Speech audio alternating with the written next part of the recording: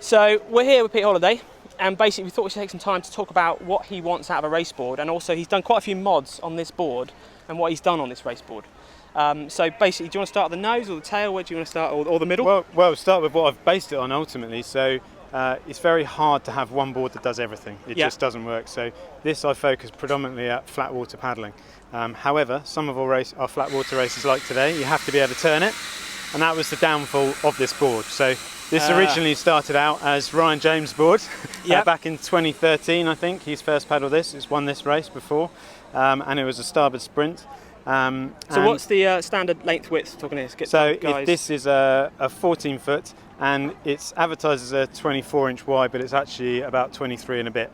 Okay. It was one of the very early models, I think, that came out, so that it's not quite accurate. It's pretty narrow anyway. It's pretty narrow, but the whole design at the time was really quick. I mean, astonishingly quick.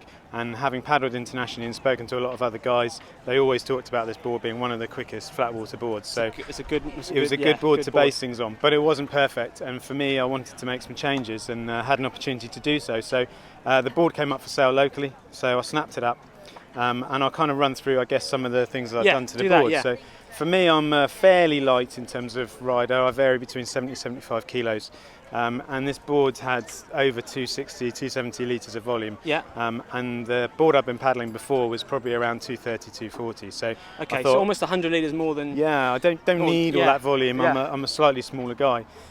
So I wanted to try and take some volume out of the board. That with it also would reduce some weight. So this is an older board. It's been beaten around a bit. It had lots of repairs. It was starting to get heavy. It was coming in about just over 12 kilos. So my target weight was to try and get it down to about 10. So 10 to 2 kilos. That's quite a lot off the board, isn't it? It is quite a lot. It's a significant change. So. And what are you at now, just weight-wise? I'm about 11. So I've got about a kilo and a bit off it. Kilo to go. But you want a kilo more?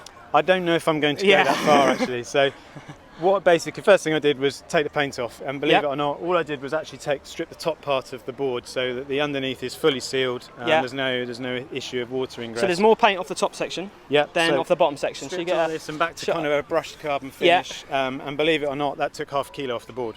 Half a kilo. Just taking the top of the board. So that goes to show, just in when you see boards, brushed carbon, that is how much you can take off the board straight away. Yeah, absolutely. And especially a board of this size, isn't it? Yeah. I got the idea last year at Lost Mills. I was actually sanding some repairs on my board, and Bart Zvart came past me and was making a joke about me sanding my board, and he said, "Oh, well, there's about 1.5 kilos of paint on the board," and I went, "Okay, so I'll keep sanding. I'll keep sanding." That's what got me thinking about it. So that came off first.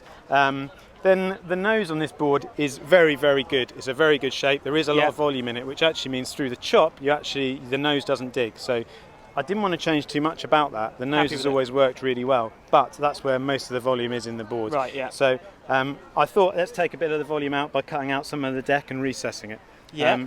This is recent. You've only done this in the last 2 weeks, haven't you? 2 weeks ago, yeah. So I couldn't take massive amounts out, and actually it was more a trial. So let's take a bit of that out. I took about half a kilo of weight out, but then obviously some weight goes back in with the resin and carbon again. Yeah. So it didn't save huge amounts of weight in hindsight. And was it really worth it? Maybe not. Maybe I needed to take a bit more out. But it was a good test. It's a good test, And I managed to keep my air vent and my FCS mount, so I can still keep a leash. So that's the original. GPS. They're the original mounts, and you just basically cut them out and put them. Cut them out, sunk them back in again. Right. So kept all of that. So this is the joy about Pete's sort of in between sponsors at the moment.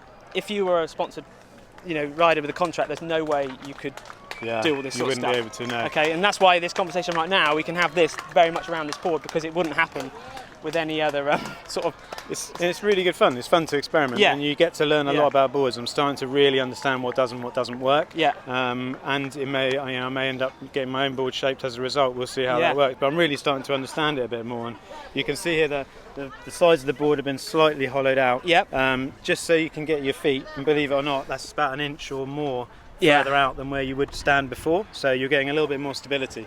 So previously, your standing area was actually only about less than 20 inches, but now that's way back out again. So and it's a really narrow board anyway, so you've got that. Exactly. Yeah. Okay. So we I've sort of seen this, and newer shapes that are coming out in production are doing that, aren't they? That's right. So, but this is a bit more. The back end is a little bit more.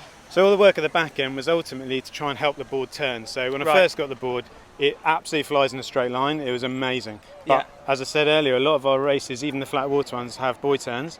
And if you're in a draft train and you lose the back of the guy in front, that's a game changer. Right, yeah. I wanted to be able to turn the boards. When I first got it, I went to try and turn it, stepped my foot back, and you couldn't get your foot in there. It was horrible. Because of the rails and the high sides. Exactly. So high-sided, very narrow. You couldn't put your foot across the back of the board, so you didn't have side-to-side so you were stability. pointing forwards with your toes, which made it exactly. Awful. So I thought, let's have another experiment. Yeah. So took a bit of width out of the rails that was just not needed, and as another test. And now I've got loads of space to put my feet, which is actually great. It feels nice and free and nice and open. Yeah. You don't feel claustrophobic. Second to that, and the bit that's made, I suppose, the most difference to the board is I moved the fin box.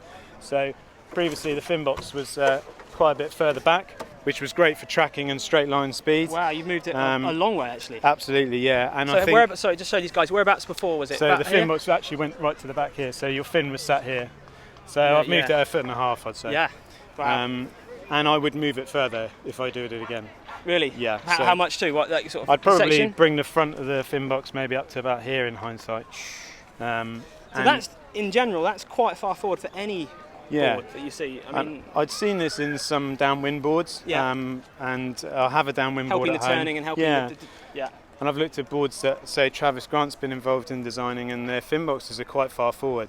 And I've thought about why, and that especially downwind, it means your fin's still engaging, so that's good. But also you don't have to step back as far to get your foot over the fin to pivot turn it. And which gives you then stability and all that sort of added bonus. And you can turn it like some of these ocean boards where you can just swing it around in one stroke, and makes a huge difference. Yeah. So it's been really interesting learning curve. But ultimately the whole shape is right. Underneath, there's no need to mess with that. It's been one of the fastest shapes since forever. It's just trying to make some small modifications and have a play around, I guess. I've got the freedom to do that, and I think it's really good that you've got the freedom to do that, and you can now take advantage of it and actually play around with it, and exactly what you just said. I mean, it's and it works, the board's still fast. It's nearly 4 years old, and it won the Dart 3 weeks ago, and it's come second today. So you can't knock it. It's been around the block, this board, but it's still quick. Cool. Well, it's good to see the board and hear about the board, and it'll see where it takes you this season. Thanks. He might be on a different sponsor. He might be on the same board. We don't know. He might have a custom board. Might start making my own. There we go. There we go. You heard it here first. Heard it here first. There we go. So there we go. Pete Holliday talking about his customised race board, 2016 Battle of the Thames. Thanks, guys.